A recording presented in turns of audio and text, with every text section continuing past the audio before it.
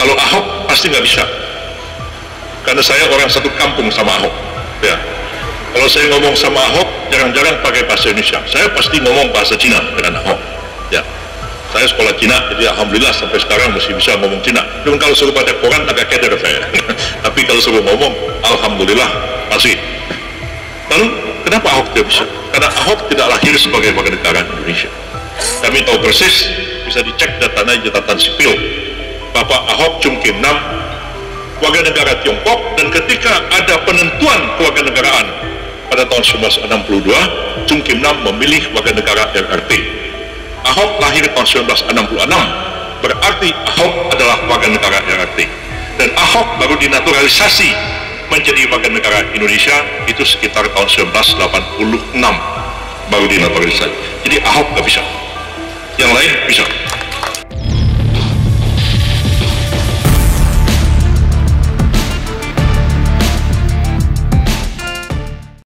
Almarhum Bapak Muhammad Nasir mengatakan 17 Agustus kita terima dengan takbir Allahu Akbar. Besoknya kompromi tentang syariat Islam dan syarat presiden beragama Islam dihapuskan, maka kita terima dengan istighfar. Jadi kita tuh, konstitusi kita tuh tidak ada jaminan keistimewaan bagi Islam, nggak ada. Beda dengan Malaysia. Malaysia meskipun jumlah orang Islam cuma 54%, tapi Undang-Undang Dasar Malaysia jelas mengatakan Islam adalah agama resmi negara. Yang di Pertuan Agung adalah Ketua Agama Islam dan Adat Istiadat Melayu. Di kita tidak ada jaminan itu. Ya, Filipina lebih keras lagi. Filipina, Undang-Undang Dasarnya mengatakan Republik Filipina adalah Republik Sekuler. Ya, Gereja Katolik Filipina berada di luar negara Filipina. Pemerintah Filipina tidak akan memberikan bantuan kepada lembaga agama apapun yang ada di Filipina. Kita ini tidak ada jaminan. Karena tidak ada jaminan, kita tidak bisa diam dan pasif. Ya, tidak ada jaminan. Karena tidak ada jaminan, kita harus berjuang keras. Sama halnya kalau kita membaca syair-syair Muhammad Iqbal. Iqbal mengatakan Rasulullah SAW sudah wafat, dan kita selain daripada orang Ahmadiyah, ya, yakin bahwa Nabi Muhammad SAW adalah khatamun nabiyyin, penutup segala nabi. La nabiyya ba'dah, tidak ada lagi nabi sesudah beliau. Karena nabi sudah wafat dan tidak akan ada nabi yang baru. Maka nasib umat Islam tidak tergantung pada siapa-siapa lagi. Tidak seperti orang Yahudi menunggu-nunggu kedatangan Nabi Musa untuk kedua kalinya. Tidak seperti orang Nasrani menunggu-nunggu kedatangan Nabi Isa kedua kalinya. Kita umat Islam tidak nunggu siapa-siapa lagi. Walaupun ada sebagian percaya pada Imam Mahdi, percaya kepada Ratu Adil dan sebagainya, tapi prinsip kita tidak menunggu siapa-siapa lagi, karena itu nasib kita umat Islam ada di tangan kita sendiri. Kitalah yang menentukan. Oleh karena secara politik tidak ada jaminan konstitusi.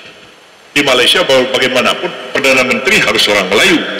Tidak mungkin ada Cina jadi Perdana Menteri di India. Tidak mungkin ada orang India jadi Perdana Menteri di Malaysia. Kita sudah hapus kata-kata syariat Islam.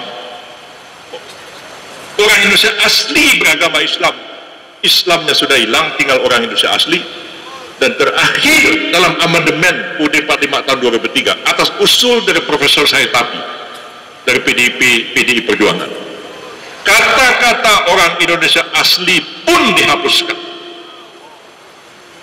Maka bunyi Undang-Undang Dasar kita mengatakan Presiden Indonesia adalah warga negara Indonesia sejak kelahirannya dan tidak pernah menjadi warga negara lain atas permintaan atas kemauannya sendiri.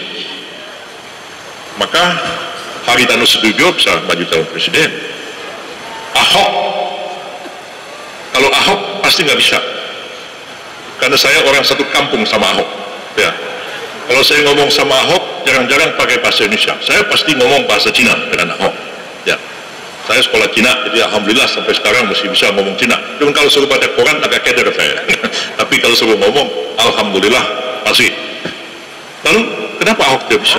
Karena Ahok tidak lahir sebagai warga negara Indonesia. Kami tahu persis, bisa dicek datanya di catatan sipil. Bapak Ahok Chung Kim Nam, warga negara Tiongkok, dan ketika ada penentuan kewarganegaraan pada tahun 1962, Chung Kim Nam memilih warga negara RRT. Ahok lahir tahun 1966, berarti Ahok adalah warga negara RRT. Dan Ahok baru dinaturalisasi menjadi warga negara Indonesia itu sekitar tahun 1986 baru dinaturalisasi. Jadi Ahok gak bisa, yang lain bisa. Persoalannya bagi kita, ini bisa orang pribumi non Islam jadi presiden, bisa gak? Bisa, sah menurut Undang-Undang. Syariat Islam bisa jalan gak? Bisa dikesampingkan. Maka sudah sering dikatakan, siapa yang ngomong syariat Islam yang membangkitkan Piagam Jakarta musuh negara, mau memecah belah. Bahkan Presiden Jokowi berpidato meminta supaya agama dengan negara dipisahkan. Nggak bisa, itu nggak paham sejarah pembentukan negara kita itu. Ya, Bapak Zainal Abidin Ahmad almarhum, orang Medan sini, mengatakan barang siapa bisa memisahkan gula dari manisnya, maka bisalah dia memisahkan Islam dari politik. Ya. Begitu juga orang Kristen, Dr. Noto Hamijoyo, itu tokoh dan ketua Partai Kristen dulunya, menulis buku judulnya Iman Kristen dan Politik. Dalam bukunya beliau mengatakan, bisakah agama Kristen dipisahkan dari politik? Jawabnya beliau, gereja Katolik bisa dipisahkan dengan negara, karena ada hierarki dari paus sampai ke kepala paroki yang ada di sebuah desa. Tapi agama Kristen, kata Dr. Noto Hamijoyo, mustahil dapat dipisahkan dari politik, karena agama Kristen itu ada di dalam otak dan hati orang Kristen, dan orang Kristen itu berpolitik. Maka pengaruh dari agama Kristen dalam otak dan hatinya itu akan tercermin dalam kebijakan-kebijakan, dalam tingkah laku politik yang dia laksanakan sehari-hari. Apalagi Islam, tidak mungkin kita pisahkan Islam dari politik, karena tidak ada jaminan tadi. Maka saya mengajak dan menghimbau umat Islam seluruhnya, yang hadir maupun tidak hadir, jangan ada lagi yang mengatakan kami tidak mau ikut politik. Yang tadi Pak Amin singgung, selalu dikatakan Islam itu suci, agama itu suci, politik itu kotor, jangan dicampur adukkan. Kita nggak peduli sama politik, lantas orang lain yang memegang kekuasaan politik baru tahu seperti yang dialami oleh Hizbut Tahrir Indonesia.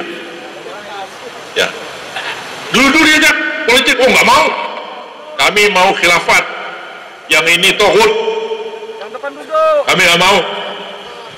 Lalu nggak mau nyeblos, nggak mau ikut pemilu, nggak mau apa. Begitu datang Jokowi jadi presiden, selembar surat diterbitkan, dibubarkan HTI, mereka nggak bisa bikin apa-apa. Saya bilang pada orang HTI, ya, segudang kepintaran itu tidak ada artinya dibandingkan dengan segenggam kekuasaan.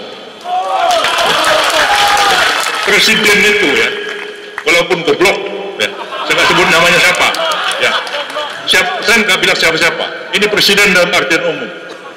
Walaupun orangnya itu goblok, ya, segoblok-goblok dia itu, dia presiden. Kami ini, saya, Pak Amin, dan lain yang ngaku-ngaku pintar ini, nggak ada apa-apanya. Kita bukan siapa-siapa. Ya. Saya ingat satu hari cerita ya, sidang kabinet zamannya Gus Dur. Saya Menteri Kehakiman, Gus Dur, Bu Mega, Menko Polhukam, terus saya sebelahnya. Gus Dur mau keluarkan dekret, nah, Pak Amin tahu persis cerita ini. Mau keluarkan dekret, mau bubarkan DPR-MPR, mau menghidupkan TAP MPRS 25 tentang larangan PKI dan larangan penyebaran Marxisme, Leninisme dan sebagainya. Wah, Gus Dur ngotot. Saya keras ngomong di kabinet, saya bilang, minta maaf Bapak Presiden, saya Menteri Kehakiman harus menjelaskan dari segi hukum. Saya jelaskanlah dekret tahun 59 itu kayak apa. Tidak mungkin ada dekret tanpa didukung oleh kekuatan militer. Ya, karena dekret itu adalah revolusi hukum. Benar atau tidaknya bukan diukur di awal, di ujung. Kalau dia bisa pertahankan dekretnya itu, dekret itu menjadi sah. Kalau tidak, dia bisa dituduh sebagai pengkhianat, bahkan dituduh melakukan kudeta. Yang kedua, Saya katakan, hidupkan PKI ini bisa jadi heboh besar. Wah, saya ngomong panjang lebar, Gus Dur marah, ambil ketok palu, kabinet skors. Saya sempat ditegur Ibu Erna Witular, kenapa itu menteri kok kritik presiden dan kabinet? Ya bagaimana ada kritik, masa mau hidupin PKI yang benar dong? Ya kan, masa mau dekret, masa mau apa, masa saya diam? Begitu Gus Dur tutup ketok palu, saya lari-lari ke ketua kabinet. Saya dikejar sama 3 jenderal. Pertama namanya Laksamana Widodo AS, kedua namanya Susilo Bambang Yudhoyono, ketiga namanya Agung Gumelar. Pak Agung bilang, bos, jangan kenceng-kenceng jalannya. Saya bilang, saya mau pulang aja, besok juga saya dipecat sama Gus Dur. Ya. Saya bilang, tar dulu, bang, dulu. Pak Widodo AS bilang, bang, kami sependapat sama Bang Yusril, gak benar itu presiden. Masa mau bubarin DPR, masa mau, loh, saya bilang, kenapa tadi tidak ngomong? Ya, jawabnya apa? Ya, kita ini prajurit, mana mungkin kami ini akan melawan panglima tertinggi. Nah, itu dia. Saya ceramah kemarin itu diundang di pertemuan alumni Gontor di Banten. Di sebelah saya Pak Gatot Nurmantio, waktu itu belum pensiun nih, masih jenderal aktif walaupun bukan lagi panglima TNI. Saya bilang, segoblok-goblok presiden. Dia presiden, dipanggil panglima TNI. Nah, hari ini saudara saya pecat. Berhenti itu panglima TNI, nggak bisa ngelawan. Tanya nih sama Pak Gatot sebelah saya ini, Pak Gatot senyum-senyum. Jadi jangan kita itu pikir, oh ini orang kok tampangnya sederhana, tampangnya wong deso, gitu ya. Pas sudah pilih jadi presiden, ya. Jangan model Pak Yusril, orangnya berduis, ya. Bajunya kayak Tengku Melayu, katanya kan begitu kan. Oke, yang ini tidak ada pengaruh wajah orang itu dengan kebijakan-kebijakan yang dilakukannya. Ya, Bung Karno itu, siapa yang bilang Bung Karno itu tampangnya merakyat? Enggak, pakai jas putih pentereng, sepatunya mengkilat, kacamatanya Yahud, mereknya Ray-Ban zaman dulu itu, pekinya bagus. Bung Karno gagah, pakai mobil bak terbuka, hobinya koleksi barang-barang antik, patung, lukisan. Siapa bilang Bung Karno merakyat? Enggak merakyat tampangnya itu. Tapi siapa yang mengatakan Bung Karno itu tidak pro rakyat? Sangat berat. Lah yang sekarang ini tidak ada hubungannya. Wajah itu lah katanya saya ini dibilang diktator, wong tampang saya tampang wong deso. Enggak ada urusannya. Tampang wong deso nggak deso itu bisa aja jadi diktator. Tampang deso nggak deso bisa aja pro asing, tidak pro kepada rakyatnya sendiri. Jadi pesan saya kepada kita semua, ya, jangan lupakan politik ini. Pak Amin tadi mengatakan ini 2019 sudah dekat, pilkada sudah dekat di Sumut. Jangan kita diam-diam aja, adem ayem aja. Seperti yang saya katakan kepada kawan-kawan HTI, katanya kalau HTI dibubarkan 100 pengacara akan membela HTI. Datang saya ke pengadilan, saya tanya Ismail Yusanto, mana yang 99 lagi nih pengacara yang Belanda ini? Oh, awak sendiri pula yang datang ke pengadilan yang bela.